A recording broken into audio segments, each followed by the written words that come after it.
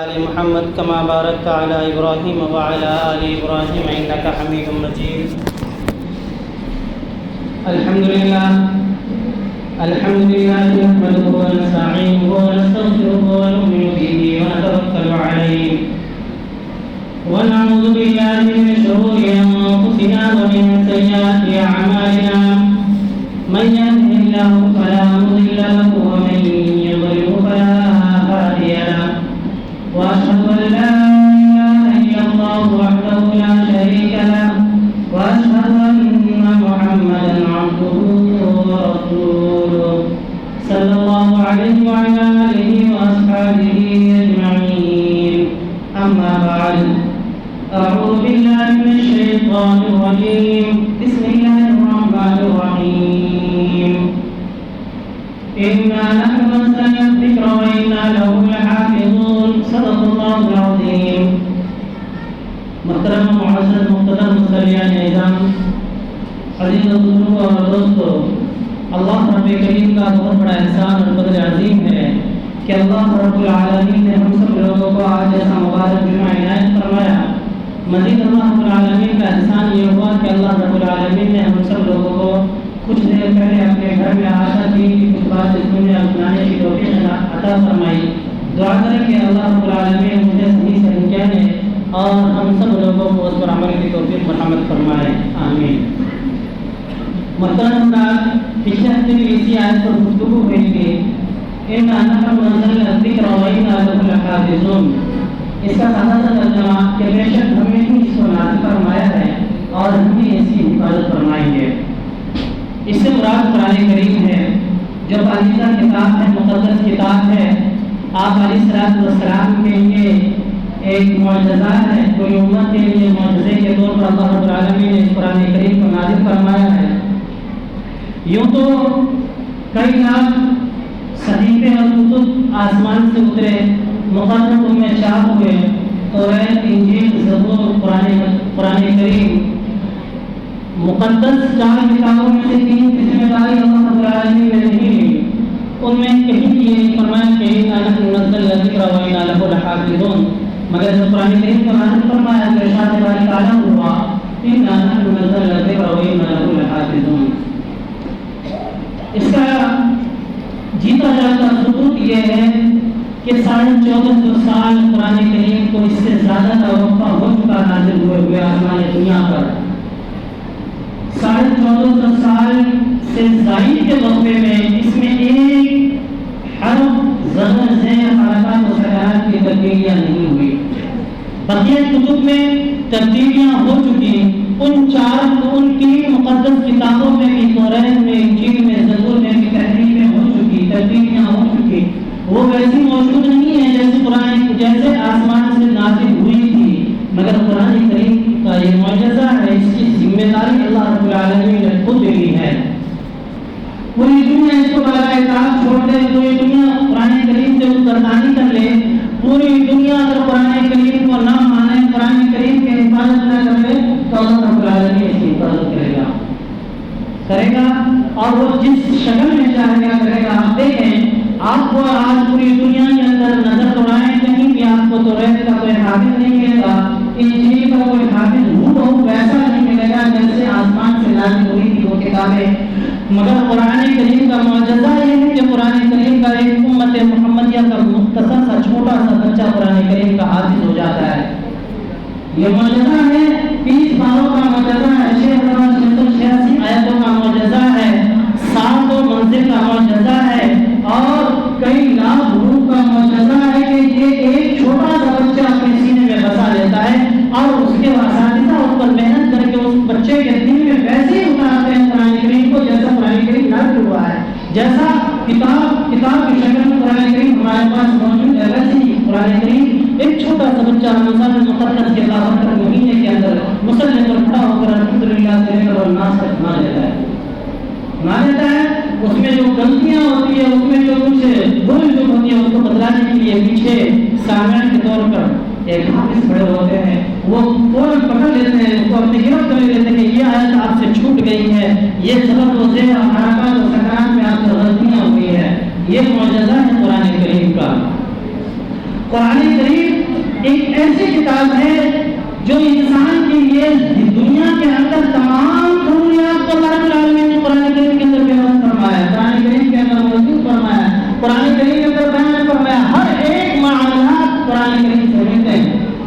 آپ تلاش کریں، قرآن کریم آپ کو شادی کرنے کا طریقہ بتلائے گا، قرآن کریم آپ کو تجارت کرنے کا طریقہ سکھلائے گا، قرآن کریم آپ کو اپنے ماں باپ کا ادب و احترام کرنے کا طریقہ سکھلائے گا، قرآن کریم آپ کو اپنے رشتہ داروں کے ساتھ کیسے زندگی گزارنی ہے وہ طریقہ سکھلائے گا، قرآن کریم آپ کو چلنے کا طریقہ بتلائے گا، سونے کا طریقہ بتلائے گا، کھانے کا طریقہ بتلائے گا، اٹھنے کا طریقہ بتلائے گا، بیٹھنے کا طریقہ بتلائے گا، معاشرے میں کیسے رہنا ہے اس کا طریقہ قرآن سکھائے گا، حتیٰ کہ دنیا کی تمام چیزوں کو اللہ رب العالمین نے قرآن کریم کے اندر ارشاد فرما دیا ہے، قرآن کریم کے اندر بیان فرما دیا ہے، مگر شرط یہ ہے کہ بندہ قرآن کریم سے روشنی حاصل کرے،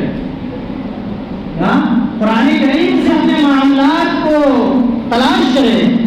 بھائی میری بیوی ہے، میری بیوی کا مجھ پر کیا ہے تو قرآن سے رجوع کرے، قرآن کے اندر قرآن کو کھولیں، قرآن پڑھنا ہے تو عالموں کی طرف رجوع کرے، عالموں سے سمجھے کہ بیوی کے حقوق کیا ہے، والدین کے حقوق کیا ہے۔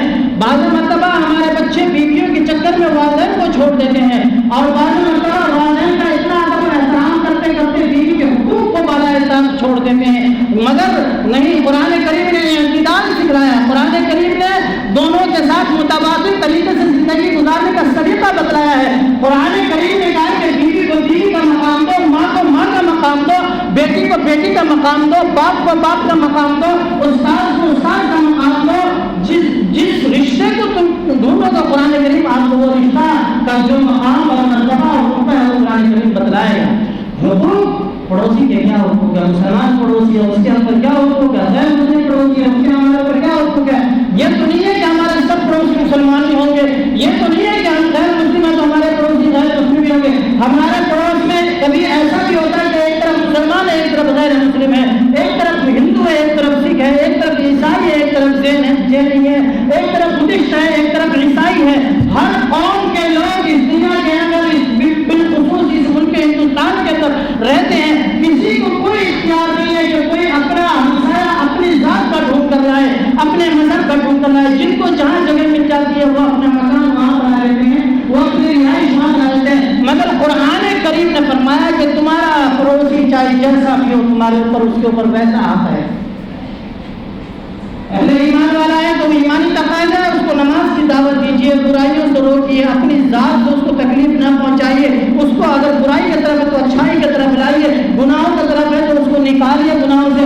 اگر اس کے اچھے اخلاق آپ کو اچھے لگ رہے ہیں، آپ اس کے اچھے اخلاق میں ڈریے، وہ نمازی ہے آپ بھی نماز بننے کی کوشش کیجیے، وہ برائیوں سے بچنے والا ہے آپ بھی اس سے برائیوں سے بچنے کی کوشش کیجیے، کیونکہ آپ کا پڑوسی اہل ایمان ہے، غیر مسلم پڑوسی ہے، اس کا قرآن نے یہ بتایا ہے کہ تمہاری ذات سے، تمہاری صفات سے، تمہارے رہن سہن سے، تمہارے عادات و اخلاق سے تمہارے پڑوسی کو تکلیف نہ ہو، تم ایسے اخلاق سے پیش آؤ، ایسے ادوار سے پیش آؤ، ایسے طریقے کو اختیار کرو کہ دوسرا دیکھ کر کہے کہ یار یہ مذہب اسلام کا بندہ ہے، مسلمان ہے، اس کے طریقے کیسے۔ آج تک میں نے اس کی بیوی کا چہرہ نہیں دیکھا، آج تک میں نے اس کی جوان بیٹیوں کا چہرہ نہیں دیکھا، آج تک اس مرد مجاہد نے میرے جوان بچیوں کے اوپر گندی نظر نہیں ڈالی، میری بیویوں کے اوپر گندی نظر نہیں ڈالی۔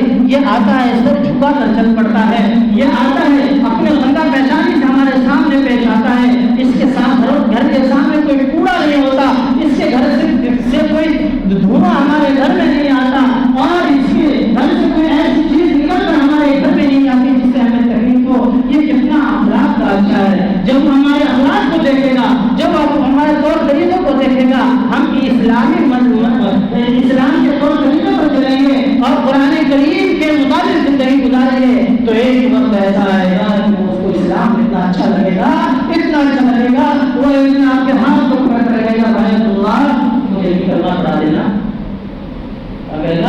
بھائی عبداللہ آپ کے اخلاق ایسے ہیں، آپ کے اعتبار ایسے ہیں، آپ کے طریقے ایسے ہیں، آپ کا رہن سہن ایسا ہے، 20 سال کا عرصہ گزر چکا، آپ سے کبھی چھینی ہوئی نہیں ہوئی، 20 سال کا عرصہ گزر چکا، آپ سے میری کوئی بات چیت نہیں ہوئی، کوئی لڑائی جھگڑا نہیں ہوا، آپ کا مذہب بہت اچھا مذہب ہے، آپ جس قرآن کو مانتے ہیں وہ قرآن سچی کتاب ہے، آپ جس قرآن کو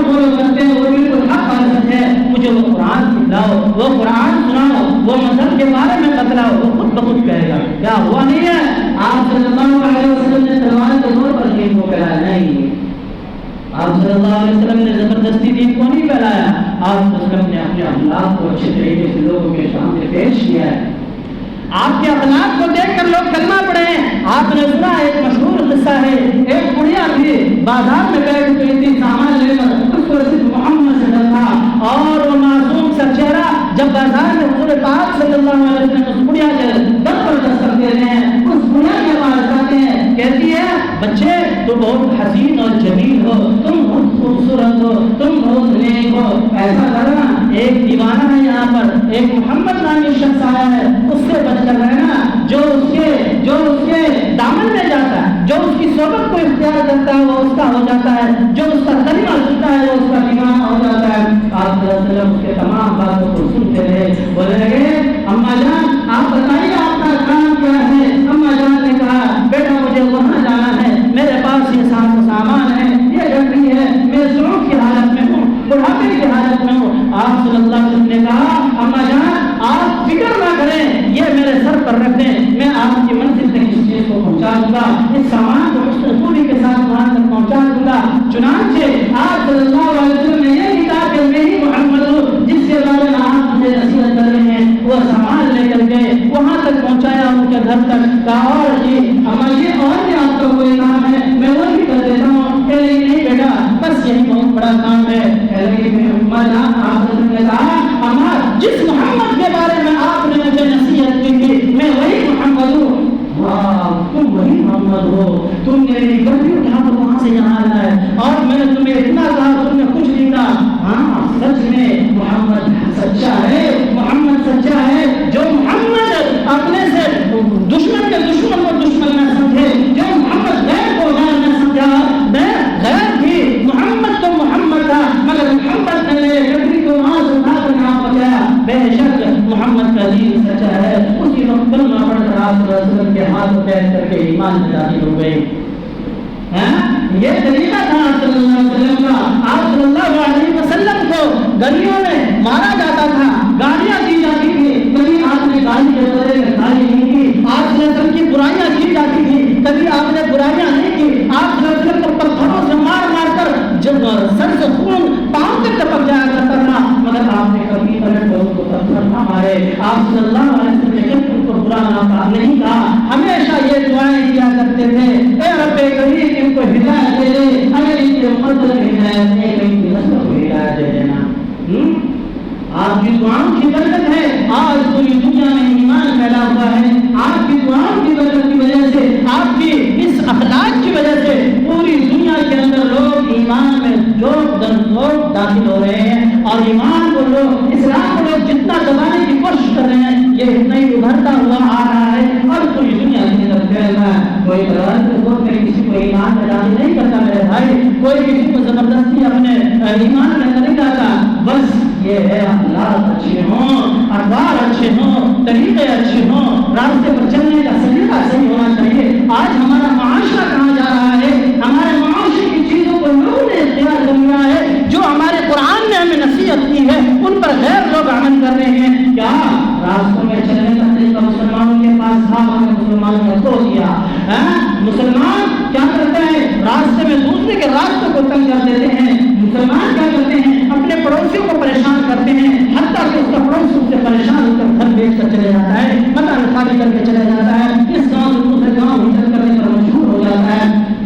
مسلمان کے اخلاق ایسے نہیں تھے، مسلمان کے اخلاق اب ایسے ہو چکے ہیں کہ لوگ ان کے اخلاق سے ضد کرتے ہیں کہ مسلمان ایسے ہیں، اسلام والے ایسے۔ کیوں آپ نے اسلام کو نہیں سمجھا؟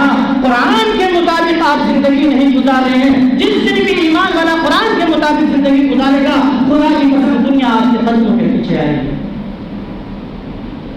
آپ نے قرآن کو چھوڑا ہے، رب کریم نے آپ کو دنیا کے سامنے ذلیل و رسوا کیا ہے۔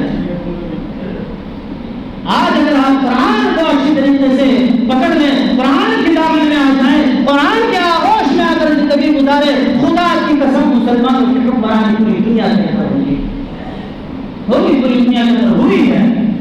آج ہم تو ایک دوسرے کے اخلاق سے پریشان ہے، ایک دوسرے کے اخلاق سے پریشان ہے، ایک دوسرے کے طریقے سے پریشان ہے۔ ایک مسلمان راستے میں چلتا ہے، راستہ بند ہے، مسلمان کہیں جاتا ہے کہتے ہیں اس کو دیکھ کر کہہ دیتے ہیں بھائی کہیں بےمانی ہوئی ہے، بالخصوص بےمانی ہوئی ہے تو بے شک اس میں کوئی مسلمان شامل ہوگا۔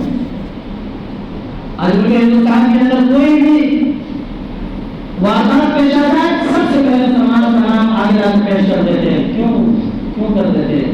اس لیے کر دیتے کہ ہیں ہم جو کام ہمارا جو غیروں نے لے لیے، غیروں کے کاموں کو ہم نے لے لیا ہے، ہمارے کام کو غیروں نے اختیار کر لیا ہے۔ غیر کیا کرتے ہیں؟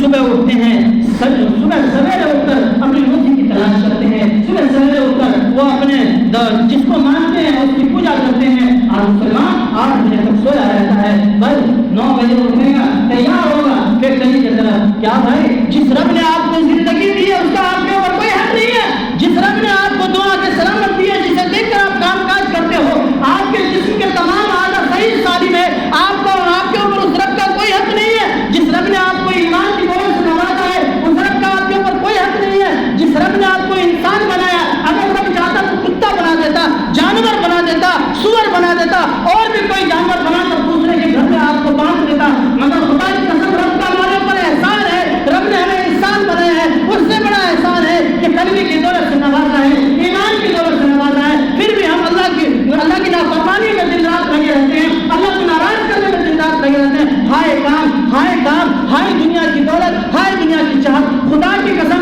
آپ کی آنکھیں بند ہو جائیں گی مگر دنیا آپ کے ساتھ نہیں جائیں گی۔ وہ دولتیں جس کو آپ نے رب کو ناراض کر کے کمایا تھا وہ دولت آپ کے کام نہیں آئے گی، وہ اس پر دوسروں کا قبضہ ہو جائے گا، آپ کی ہڈیاں نہیں کریں گی، آپ کے جسم کے اوپر جو گوشت نیچے گرنے سے پہلے، آپ کے جسم کو گلنے سے پہلے، آپ کے جسم پہ کیڑے لگنے سے پہلے، آپ کے جسم کو مٹی کھانے سے پہلے وہ کسی اور کا مال بن چکا ہوگا جس کو آپ نے رب کو ناراض کر کے اس مال کو کمایا تھا۔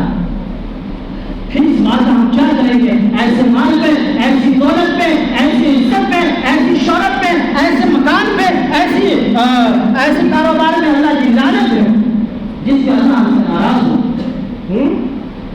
پوری زندگی اللہ کے دربار میں سجدے میں گرے رہے، پوری زندگی ہم اللہ کے ایک نعمت کی شکر گزاری نہیں کر سکتے۔ ایک آنکھ کی ہے، کسی کی آنکھ چلی جائے تو اس سے پوچھے گا، کوئی ایک آنکھ بندہ ہو تو اس سے پوچھے بھائی تیری دونوں آنکھیں تھی تو کیا کرتا؟ جس کی دونوں آنکھیں نہیں ہیں اس سے پوچھے جا کے کہ آنکھ کی قدر کیا ہوتی ہے؟